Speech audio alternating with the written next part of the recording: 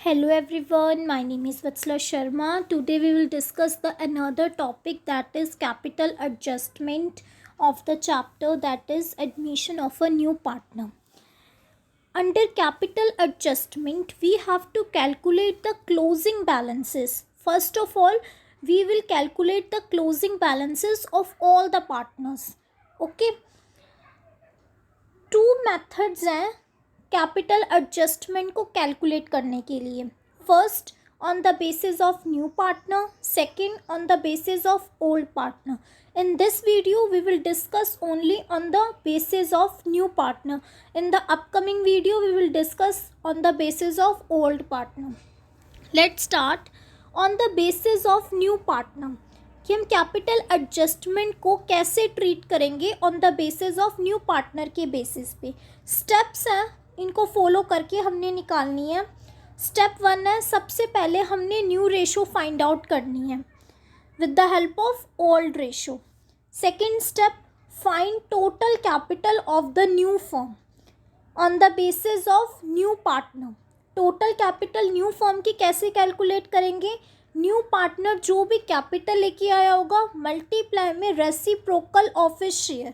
For example, अगर new partner 1/4 share के लिए एडमिट हुआ है तो उसका शेयर का रेसिप्रोकल क्या हो जाएगा? 4/1. ओके. थर्ड स्टेप है, find capital of all the partner. Third step में हमने कहा कि हमने क्लोजिंग बैलेंसेस निकालने हैं सारे पार्टनर्स की. ठीक है, तो थर्ड स्टेप में हमने क्या करना है? कैपिटल निकालनी है सारे पार्टनर्स की. फोर्थ स्टेप, अगर कोई भी एक्सेस और डेफिसिट आएगा तो उसको हमने एडजस्ट करना है कैश और करंट अकाउंट के थ्रू. जैसा क्वेश्चन में मेंशन होगा, कैश अकाउंट के थ्रू अगर हमने एक्सेस और डेफिसिट को एडजस्ट करना होगा तो हम कैश अकाउंट के थ्रू करेंगे. अगर करंट अकाउंट के थ्रू करना होगा तो हम करंट अकाउंट के थ्रू करेंगे. हम एक प्रैक्टिकल क्वेश्चन इसका डिस्कस करते हैं, उससे आपको ज़्यादा अच्छे से समझ में आएगा. प्रैक्टिकल क्वेश्चन है हमारा, A and B were partners in a firm sharing profits in 3:1 ratio. A और बी का ओल्ड रेशो क्या है? 3:1. They admit C as a partner for 1/4 share in the future profit. Future में C को इन्होंने admit किया 1/4 share के लिए. Okay. C was to bring 60,000 for his capital. अब सी कितनी लेकर आ रहा है capital? 60,000. The balance sheet of a and b as at 1 April 2017, the date on which c was admitted. Balance sheet ये है हमारी. Liabilities amount, asset amount, capital account के बैलेंसेस ए और बी के गिवन है. ए का 50,000, बी का 80,000. Journal reserve given है 10,000. जो भी अनडिस्ट्रीब्यूटेड प्रॉफिट या लॉसेस होते हैं उनको सबसे पहले डिस्ट्रीब्यूट किया जाता है ओल्ड पार्टनर्स के बीच में उनकी ओल्ड रेशो में. क्रेडिटर्स गिवन है 70,000. एसेट साइड में land and building 40,000, plant and machinery 70,000, stock 30,000, debtors 34,000, investment 26,000 and cash 10,000. Next हमें कुछ टर्म्स और कंडीशंस दे रखी हैं. इन टर्म्स और कंडीशंस के बेसिस पर ही सी पार्टनर एडमिट होगा. The other terms agreed upon were, first, goodwill of the firm was valued at 24,000. Goodwill हमें फर्म की दे रखी है 24,000. तो न्यू पार्टनर कितना प्रीमियम लेके आएगा? जितना उसका शेयर बनता है. कितना उसका शेयर बनता है न्यू पार्टनर का? 1/4. अभी हमने पीछे देखा, तो जितना उसका शेयर बनता है उतना वो प्रीमियम फॉर गुडविल लेके आएगा. गुडविल हमें फर्म की गिवन है 24,000, उसमें से उसका शेयर बनता है 1/4. तो 24,000 का 1/4 हम करेंगे तो 6,000 बनता है. तो 6,000 न्यू पार्टनर जो है प्रीमियम फॉर गुडविल लेके आएगा. जैसे new partner premium for goodwill लेके आता है वो डिस्ट्रीब्यूट किया जाता है ओल्ड पार्टनर्स के बीच में उनकी सेक्रीफाइसिंग रेशो में. ओके. नेक्स्ट हमें दे रखा है land and building were valued at 65,000 and plant and machinery at 60,000. Provision for doubtful debts was found in excess by 400. कि जो प्रोविजन है डाउटफुल डेट्स का हमने देखा कि हमने ज़्यादा से बना रखा है, 400 से ज़्यादा से बना रखा है, मतलब 400 का ज़्यादा शो कर रखा है. ठीक है. A liability of 1200 included in sundry creditors was not likely to arise. एक लाइबिलिटी है सन्ड्री क्रेडिटर्स के अंदर 1200 रुपीज़ की, वो अराइज नहीं, मतलब वो नहीं है हमारी लाइबिलिटी 1200 की. Okay. The capital of the partner be adjusted on the basis of C contribution of the capital to the firm. यहाँ पे लिख दिया on the basis of new partner. New partner के अकॉर्डिंग हमने कैपिटल को adjust करना. Okay. Excess और shortfall if any be transfer to current account. Question में क्लियरली मेंशन कर दिया कि अगर कोई भी एक्सेस और शॉर्टफॉल है तो वो ट्रांसफ़र कर दी जाएगी करंट अकाउंट में. एक्सेस और शॉर्टफॉल कैसी होगी कि हमने क्या कहा, हमने इस टॉपिक में हमने पहले से क्लोजिंग बैलेंसेस कैलकुलेट कर लेने हैं सारे पार्टनर्स के. अब हमने एडवांस में कैलकुलेट कर लिए क्लोजिंग बैलेंसेस सारे पार्टनर्स के. अब हो सकता है कि किसी पार्टनर का उतना बैलेंस ना आ रहा हो, कम बैलेंस आ रहा हो, तो वो पैसे लेके आएगा. ठीक है. और अगर हो सकता है कि हमने जो सेकंड पार्टनर की कैपिटल निकाली है, कि जो हमने सेकंड पार्टनर की कैपिटल निकाली है वो उससे ज़्यादा आ रही हो, तो जो वो एक्सेस होगा वो लेके चला जाएगा. अगर कोई कमी आ रही होगी तो वो लेके आएगा, अगर ज़्यादा पड़ा होगा तो वो जितना एक्सेस होगा तो वो लेके चला जाएगा. ठीक है. अब हम क्वेश्चन डिस्कस करते हैं. सबसे पहले हम रीवैल्यूएशन अकाउंट बनाएंगे. ओके. कैसे बनाएंगे? जो हमें एडजस्टमेंट गिवन है उनकी हेल्प से बनाएंगे. लैंड एंड बिल्डिंग की पहले वैल्यू हमें कितनी गिवन है बैलेंस शीट में 40,000, और इधर कितनी गिवन है 65,000. इसका मतलब लैंड एंड बिल्डिंग की वैल्यू इंक्रीज़ हुई है. कितने से इंक्रीज़ हुई है? 25,000 से हमारी लैंड एंड बिल्डिंग की वैल्यू इंक्रीज़ हुई है. पहले थी 40,000, अब है 65,000, तो 25,000 से हमारी लैंड एंड बिल्डिंग की वैल्यू इंक्रीज़ हुई है. नेक्स्ट हमें दे रखा है प्लांट एंड मशीनरी 60,000. पहले प्लांट एंड मशीनरी कितनी थी 70,000 की, अब कितनी रह गई है 60,000, तो 10,000 से डिक्रीज़ हुई है. तो 2 plant and machinery that is 10,000. Okay. Next, provision for doubtful debts was found in excess by 400. कि ये बोल रहे हैं कि हमने जो प्रोविज़न फॉर डाउटफुल डेट से ज़्यादा का बना रखा है, 400 का ज़्यादा का बना रखा है. हमने ज़्यादा का तो नहीं बनाना, हमने तो बिल्कुल ठीक बनाना है. तो 400 से हमारा डिक्रीज़ हो जाएगा. क्यों डिक्रीज़ होगा? क्योंकि 400 का ज़्यादा का बना रखा है, हमने ज़्यादा का नहीं बनाना, हमने बिल्कुल ठीक बनाना है. तो लायबिलिटी हमारी डिक्रीज़ हो गई, तो इसलिए क्रेडिट साइड लिखा. ठीक है. By provision for doubtful debts that is 400. Next, a liability of 1200 included in sundry creditors was not likely to arise. इधर से हमारी liability भी कम हो गई. वो कह रहे हैं not likely to arise, मतलब arise नहीं होनी चाहिए थी.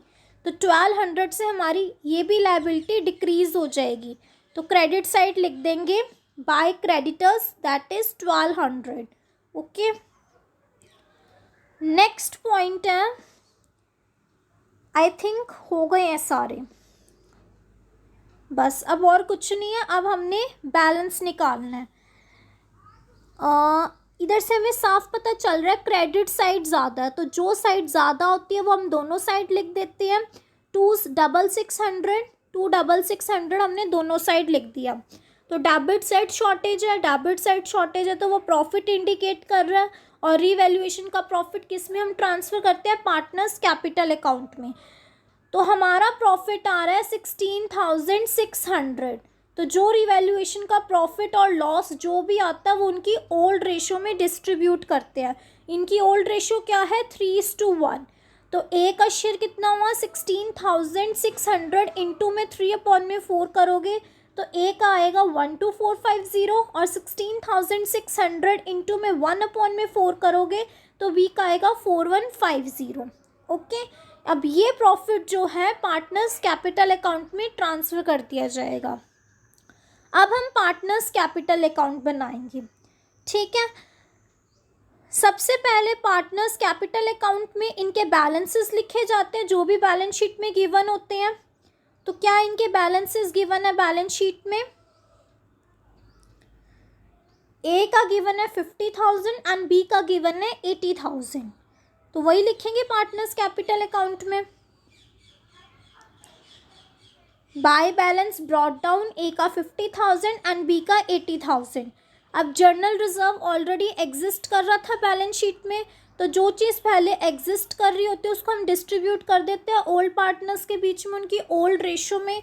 तो 10,000 को 3:1 में जब हम डिस्ट्रीब्यूट करेंगे तो आंसर आएगा हमारा, ए का शेयर आ जाएगा 7,500 एंड बी का आ जाएगा 2,500।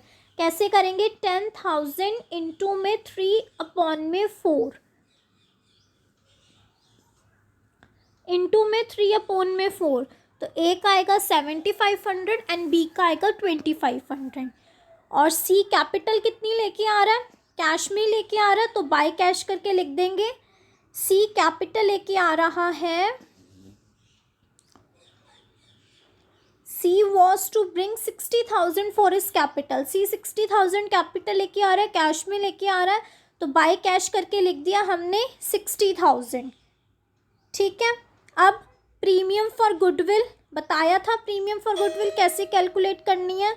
हमें फर्म की गुडविल दे रखी है 24,000, उसमें से उसका शेयर बनता है 1/4, तो 6,000 जो है प्रीमियम फॉर गुडविल लेकर आ रहा है। प्रीमियम फॉर गुडविल इतनी पे करेगा न्यू पार्टनर। किस रेशो में पे करेगा? सेक्रीफाइसिंग रेशो में।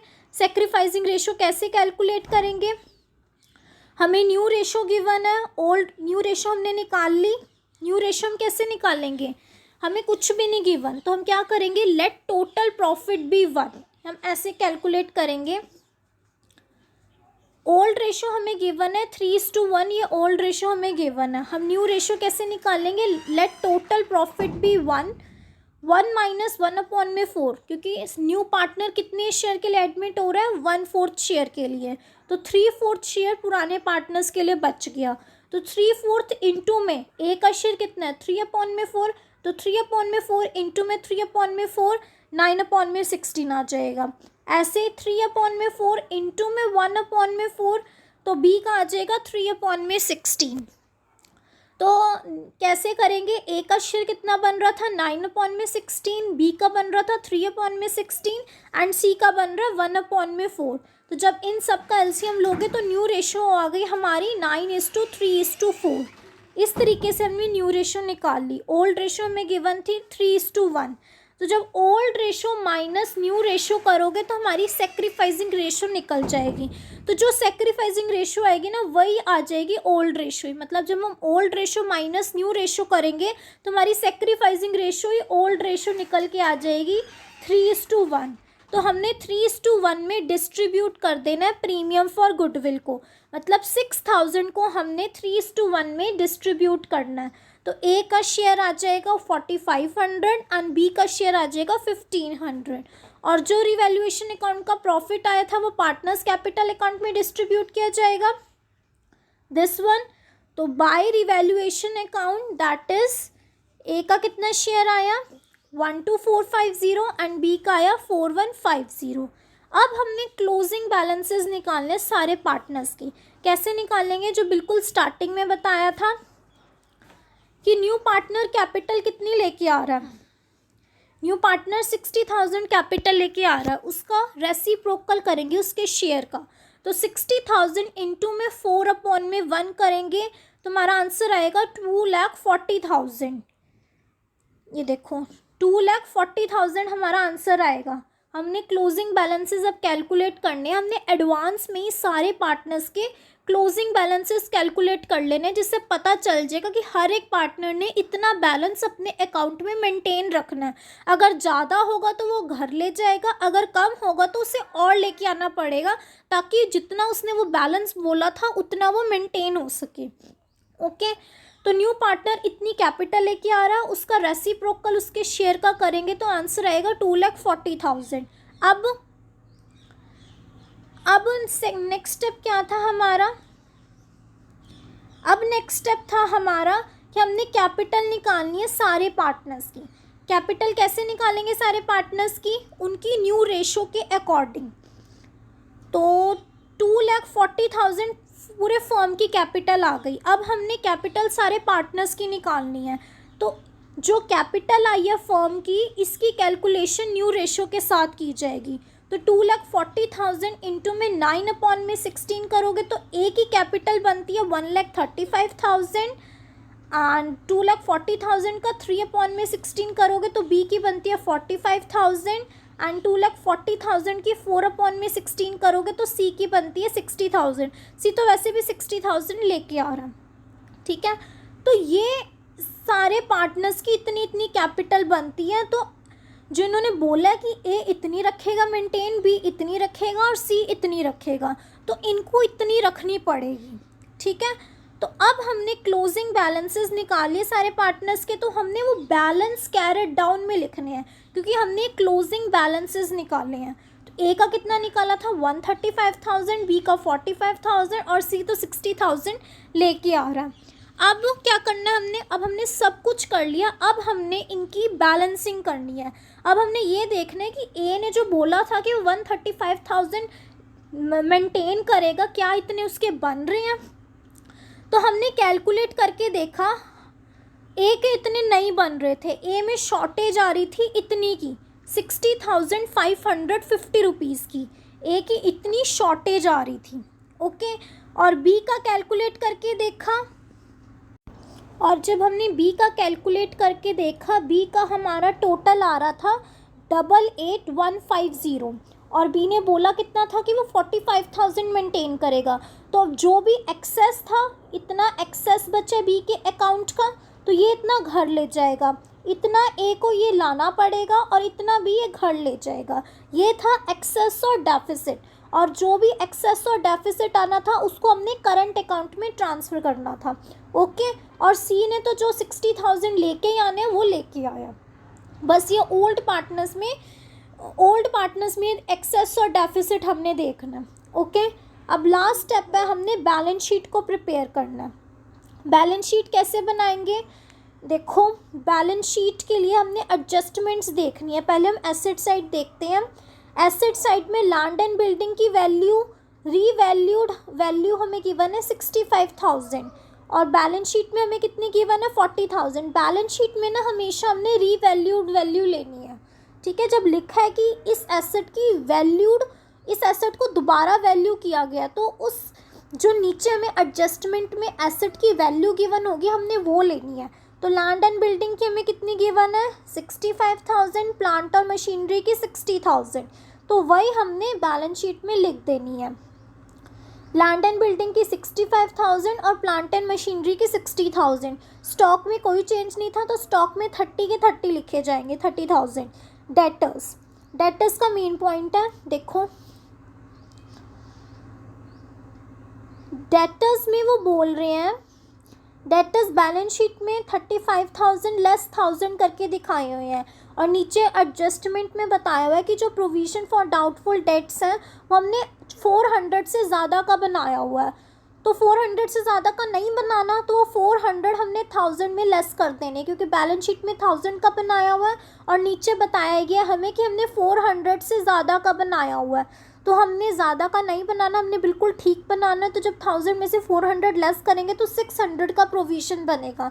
तो 35,000 में से 600 लेस करके हमने बैलेंस शीट में दिखानी है, ठीक है। तो 35,000 माइनस 600, 34,400 के हमारे डेटर्स शो होंगे। इन्वेस्टमेंट में कोई चेंज नहीं, इन्वेस्टमेंट वैसी की वैसी रहेगी 26,000 की। अब कैश देखो, कैश में क्या क्या आएगा, देखो कैश हमें बैलेंस शीट में कितना गिवन है 10,000 का, और न्यू पार्टनर कैपिटल कैश में कितनी लेकर आ रहा है, न्यू पार्टनर कितनी लेके आ रहा है, न्यू पार्टनर 60,000 लेके आ रहा है। न्यू पार्टनर 60,000 कैपिटल लेकर आ रहा है और 6,000 प्रीमियम फॉर गुडविल लेकर आ रहा है। तो 66,000 ये दोनों हो गए, कैपिटल वो लेकर आ रहा है एक तो न्यू पार्टनर और प्रीमियम फॉर गुडविल। तो 60 + 6 66,000 ये, और प्लस जो हमें बैलेंस शीट में ऑलरेडी गिवन ही है वो कितना है हमारा, वो हमें 10,000 गिवन है। तो 66,000 में 10,000 हमने ऐड करना है और वो बैलेंस 76,000 हमने न्यू बैलेंस शीट में शो करना है कैश अकाउंट में। क्यों ऐड किया? क्योंकि वो ये दोनों चीज़ें कैश में लेकर आ रहा है, इसलिए कैश का बैलेंस बढ़ गया। क्या ऐड किया हमने कैश अकाउंट में? 10,000 के अंदर हमने क्या ऐड किया? एक तो 66,000 कैसे बना? 60,000 तो वो कैपिटल लेकर आ रहा है और प्लस 6,000 वो प्रीमियम फॉर गुडविल लेकर आ रहा है, दोनों कैश में लेकर आ रहा है, इसलिए दोनों हमने कैश के बैलेंस में ऐड कर दिए। तो टोटल बैलेंस हमारा आ गया 76,000 कैश अकाउंट में। ओके, और ये करंट अकाउंट में जो हमने बैलेंसेस ट्रांसफ़र किए थे, जो भी एक्सेस और डेफिसिट आया था, अगर क्रेडिट साइड में वो बैलेंस है तो वो एसेट साइड शो किया जाएगा, और अगर वो डेबिट साइड बैलेंस है तो वो लायबिलिटी साइड शो किया जाएगा। ठीक है, ए करंट अकाउंट का कितना बैलेंस था? 60,550, तो वो एसेट साइड में लिख दिया 60,550, और बी का डेबिट साइड बैलेंस था तो वो लायबिलिटी साइड शो किया जाएगा, b current account, that is 43,150। Asset side हमारी हो गई कंप्लीट। इन सबको टोटल करोगे तो हमारा बैलेंस आएगा 351,950। अब क्रेडिटर्स का देखो, क्रेडिटर्स 70,000 के में गिवन थे और नीचे एडजस्टमेंट में गिवन था कि 1,200 अमाउंट सन्ड्री क्रेडिटर्स के अंदर इंक्लूडेड है, जो कि अब अराइज नहीं होएगी, मतलब हमें इतनी की पेमेंट अब नहीं करनी पड़ेगी। तो इतने से क्रेडिटर्स हमारे रिड्यूस हो गए, तो 70,000 में से 1,200 हमने लेस कर दिए। नेक्स्ट, कैपिटल अकाउंट, जो क्लोजिंग बैलेंसेस हमने एडवांस में निकाले थे सारे पार्टनर्स के, वो सारे कैपिटल अकाउंट हमारे बैलेंस शीट में ट्रांसफ़र कर दिए जाएंगे। क्या आए थे हमारे? 135,000, 45,000 एंड 60,000, तो वही बैलेंसेस हमने बैलेंस शीट में ट्रांसफ़र कर दिए। ओके, तो इसका भी टोटल करोगे तो हमारा बैलेंस आ जाएगा 351,950। हमारी एसेट और लायबिलिटी साइड दोनों सेम आ रही है, इसका मतलब हमारा क्वेश्चन बिल्कुल सही है। तो बस आज मैंने आपको इतना ही कराना था कि हम कैपिटल एडजस्टमेंट को कैसे ट्रीट करते हैं, हम कैसे कैपिटल को एडजस्ट करते हैं सारे पार्टनर्स की। इन स्टेप्स को फॉलो करके हम कैपिटल एडजस्टमेंट के टॉपिक को करते हैं। Okay, I hope you will like this lecture. अगर आपको मेरा लेक्चर अच्छा लगा तो प्लीज़ मेरे इस चैनल को सब्सक्राइब कीजिए, लाइक कीजिए और शेयर कीजिए फ्रेंड्स के साथ।